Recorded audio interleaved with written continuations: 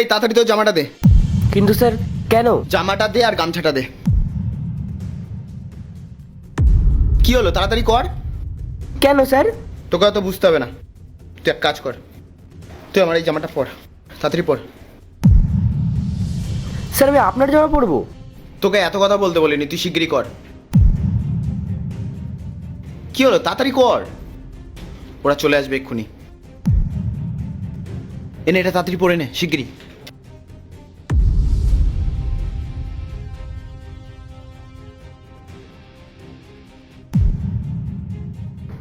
Sir আমি কিচ্ছু বুঝতে পারছি না এগুলো কি হচ্ছে। এনে তাড়াতাড়ি ঘড়িটা পরে নে,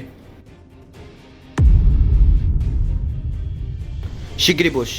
আর হ্যাঁ শোন, কিছুক্ষণের জন্য তুই এই অফিসের বস আর আমি এই অফিসের চাকর, বুঝলি? কিন্তু স্যার আপনি কি করতে চাইছেন আমাকে বলুন না। সব বুঝতে পারবি। এক্সকিউজ মি, অভিষেন কোথায় আছে বলতে পারবেন? কি দরকার বলুন, আমি হলাম অভিষেন। সরি স্যার, আসলে আজকে আপনার সাথে আমাদের মিটিং ছিল। গোপাল, আজকে যে মিটিংটা ফিক্স হয়েছিল সেটা কি ওনাদের সাথেই? আমি তো কিছু জানি না স্যার, আপনি একটু ফাইলটা চেক করে নিন। অভি, তুমি তুমি এখানে? দেখ দিদি, জামাইবাবু শেষমেশ সেই কাজ করছে। বাহ, খুব ভালো। হ্যাঁ, আমি এখানেই কাজ করি আর কোনো রকমে সংসার চালাই। দেখলি দিদি, ওর আসল চেহারাটা আজকে আমাদের সামনে ধরা পড়ে গেল। আমি তোকে বলেছিলাম না, ও তোর জন্য একদমই পারফেক্ট না। আরে আমার দিদির যোগ্যতা তোমার যোগ্যতা এক নাকি? তুমি এখানে পিয়নের কাজ করছো আর তারপর বলছো তুমি আমার দিদির সাথে থাকতে চাও? এটা আমি কখনোই হতে দেব না। পূজা, তুই এটা কিভাবে কথা বলছিস? ভুলে যাস না যে ও তোর জামাইবাবু হয়। আরে কিসের জামাইবাবু? দিদি, তুই এখন এই লোকটাকে নিজের স্বামী হিসেবে মানছিস? ভালোই হয়েছে আমি আর মা মিলে তোদের ডিভোর্সটা করিয়ে দিয়েছি, না হলে দেখ ওর মতো তোকেও গরিবের জীবন কাটাতে হতো। তুই দেখছিস এখন কত ভালো একটা লাইফ কাটাতে পারছিস। তোর তো আমার আর মাকে থ্যাঙ্কস বলা উচিত। চুপ করুন, এটা আমার অফিস, কোনো মাছের বাজার নয়। আর অভি, তোমার যদি একান্তে ওনাদের সাথে কথা বলতে হয় তাহলে তুমি কথা বলো, আমি বেরিয়ে যাচ্ছি। আরে না না স্যার, আপনি এগুলো কি বলছেন? আসলে আমরা দুজন স্বামী স্ত্রী। 1 বছর হলো আমরা দুজন আলাদা হয়েছি। এই 1 বছর আমাদের কোনোভাবেই দেখা হয়নি। I am so sorry sir, আসলে ও আমার এক্স হাজব্যান্ড। স্যার, আপনি মিটিংটা কন্টিনিউ করুন। আচ্ছা ঠিক আছে, তোমরা এক কাজ করো, কিছুক্ষণ বাদে মিটিং রুমে আসো, আমি আসছি।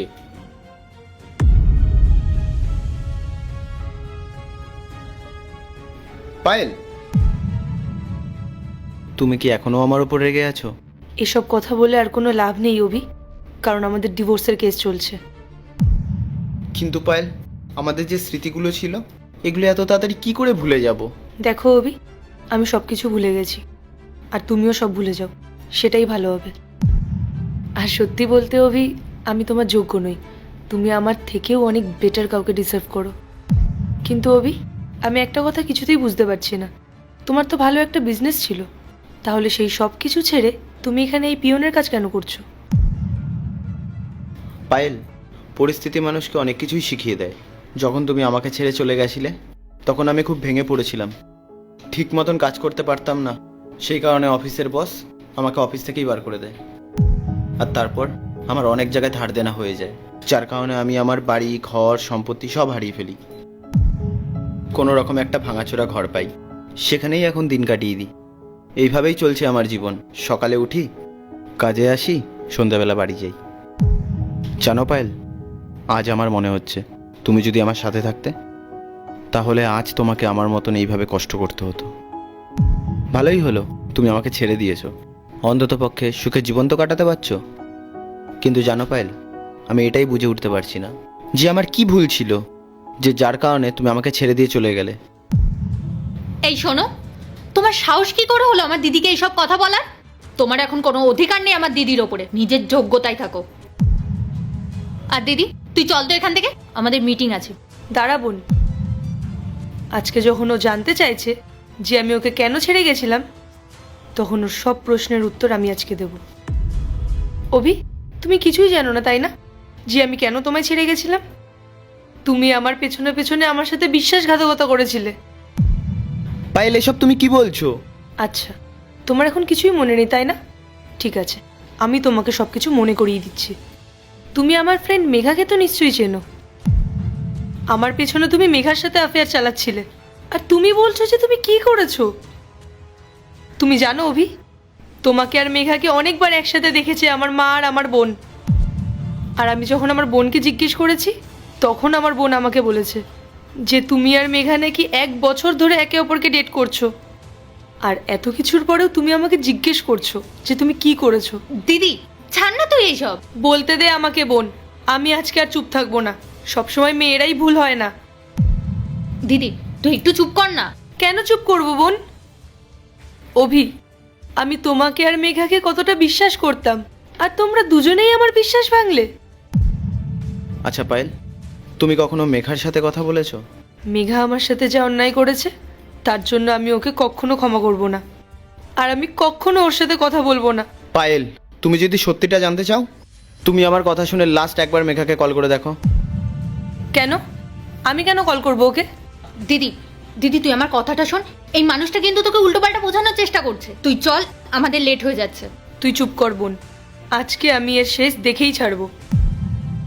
পায়েল, এটাই তোমার ভুল যে তুমি সবসময় একতরফা বিচার করো।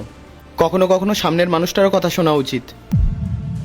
আমি তোমার কাছে অনুরোধ করছি, তুমি একটিবার মেঘাকে কল করো, তাহলেই তোমার কাছে আসল সত্যিটা ধরা পড়বে। আচ্ছা ঠিক আছে, আমি এক্ষুনি কল করছি। দিদি তুই কেন শুধু শুধু ফোন করবি? ছেড়ে দে না please Puja. Hello Megha. Payel, তুই এতদিন পরে তাহলে তোর বান্ধবীর কথা মনে পড়লো? আমি তোর কাছ থেকে শুধু এটা জানার জন্যই কল করলাম যে আমার হাজবেন্ড আর তোর মধ্যে ঠিক কী রিলেশন ছিল। পায়েল, তুই আমাকে ক্ষমা করে দে রে। আসলে তোর মা আর তোর বোন মিলে এই প্ল্যানটা করেছিল, আর আমাকে এর জন্য অনেক টাকাও দিয়েছে। আমি লোভে পড়ে না অভির নামে এসব মিথ্যে বদনাম দিয়ে দিয়েছি। কি? ঠিক আছে, আমি তোকে পরে কল করছি। পূজা, মেঘা এটা কি বলছিল? দিদি দিদি আমার কি মনে হয় বলতো, ও নিশ্চয়ই মেঘাকে ভুল বুঝিয়েছে, তাই জন্য মেঘা এসব কথা বলছে। চুপ কর। তুই যদি আর একটাও কথা বলিস তাহলে আমার থেকে খারাপ আর কেউ হবে না। তোর লজ্জা করছে না? তুই নিজের দিদির সংসার ভাঙলি। আমি তোদেরকে কতটা বিশ্বাস করতাম, আর তোরা আমার সাথে এভাবে বিশ্বাসঘাতকতা করলি। আমি বিশ্বাস করতে পারছি না যে অভি না, আমার নিজের মা আর বোন মিলে আমার সংসারটা ভেঙেছে। আমি আর তোকে এখানে সহ্য করতে পারছি না। বেরিয়ে যা তুই এখান থেকে। দিদি দিদি তুই একবার আমার কথাটা একটু বোঝার চেষ্টা কর। বেরিয়ে যা এখান থেকে। আর হ্যাঁ, মাকে গিয়ে বলে দিস যে আজ থেকে তার বড় মেয়ে আর বেঁচে নেই। যা, বেরিয়ে যা এখান থেকে।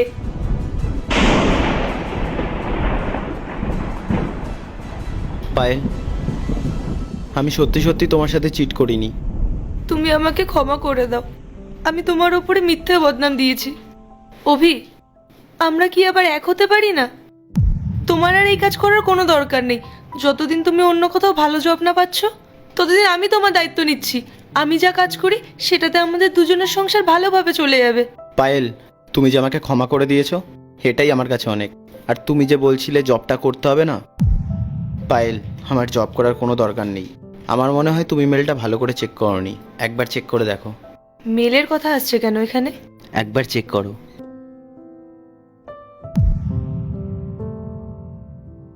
অভি সেন, মানে তুমি এই কোম্পানির ওনার? হ্যাঁ, আমি পিয়নের জব করি না, এই কোম্পানিটা আমারই। তোমাকে দেখে আমার মনে হলো যে আমি যদি ওনারের পজিশনে থাকি তাহলে তুমি আমার সাথে থাকবে, আর আমি যদি পিয়নের পজিশনে থাকি তাহলে তুমি হয়তো থাকবে না। তাই আমি তোমার একটা টেস্ট নেওয়ার জন্য এরকম কাজ করেছি। আর আমি তো জানতামই না যে আমাদের সেপারেশনটা ঠিক কী কারণে হচ্ছে। সত্যি তুমি অন্য মেয়েদের থেকে খুব আলাদা। তোমার যে মিটিংটা হওয়ার কথা ছিল সেই টেন্ডারটা কনফার্ম। তোমার বসকে জানিয়ে দিও। আমার জামাটা নিয়ে আয় গোপাল। সরি অভি, আমি আমার মা আর বোনের কথা শুনে তোমার সাথে সম্পর্কটা নষ্ট করেছি। আমাকে ক্ষমা করে দাও। ঠিক আছে, কোনো ব্যাপার না।